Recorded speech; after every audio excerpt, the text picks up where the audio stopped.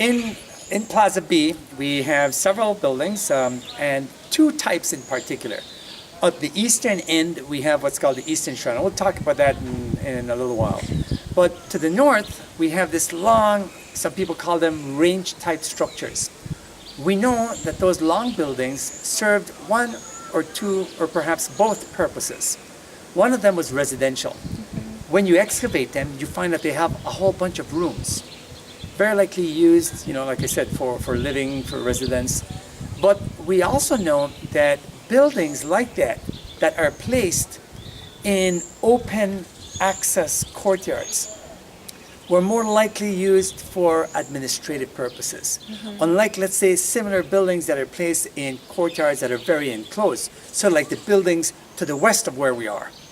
Those buildings are very exclusive. You can only get to them through, other buildings.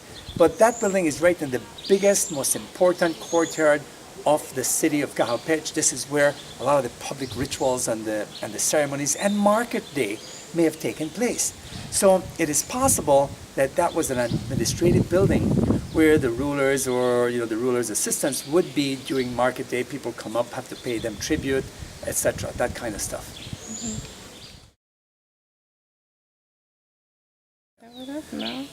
On structures B6 and B7, we really don't know yet when, how many phases of construction that they have. We know that the last phase, which is being excavated as I speak by the AFAR student group, that phase very likely dates to somewhere around 800 AD, plus or minus 50 years either side. I'm hoping, though, that when we start to expose the architecture and then when we start to do penetrating excavations, that we will find buried below earlier phases of construction. My guess is that, like every other building we've excavated at Cahal Pech, that building will go and have even phases extending into the pre-classic period, before the birth of Christ. I should also add that the building was looted sometime in the past. I believe it was sometime in the 80s.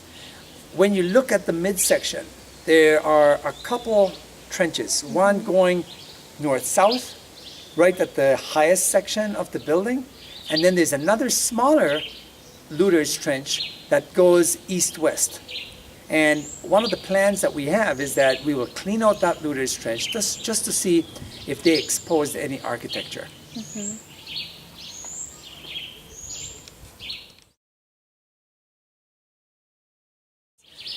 Right now, what we're doing in terms of the excavations of that building is that after that the structure had been abandoned by the Maya, the walls started to fall, probably roll down in front of it, which is to the south side of it, and that eventually collected at the base of the building. So what we have found from our experience working at the site is that the base of these buildings are always the best sections that are preserved. So the excavations right now are going down at floor level, and we've hit the floor in a couple of the excavation units. So we will follow that floor, knowing that it has to end at the wall of that building. Once we find the wall, the plan is then to continue exposing the walls to the east and to the west. And then eventually we'll move up, and then we'll explore all the rooms and clean those out with the ultimate plan of conserving the building. Well, so far, we haven't found any major discoveries on structures B6 and B7. But having said that, I should point out that at the western end of the building, we found a small drain. And often people don't find these drains.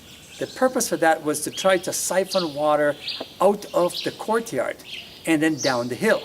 Now, this is very important, particularly if you live in the tropics. We get hurricanes, we get rainstorms, just like the folks in Florida or North Carolina or, in the American South. Well, anybody who's lived there will tell you that when the rains come during these tropical storms, you get a lot of it in a very short while. So the Maya also had to contend with that problem. And one way to do that was to put these drains underneath their buildings that could then siphon the water out. So that building there has already produced that piece of information for us.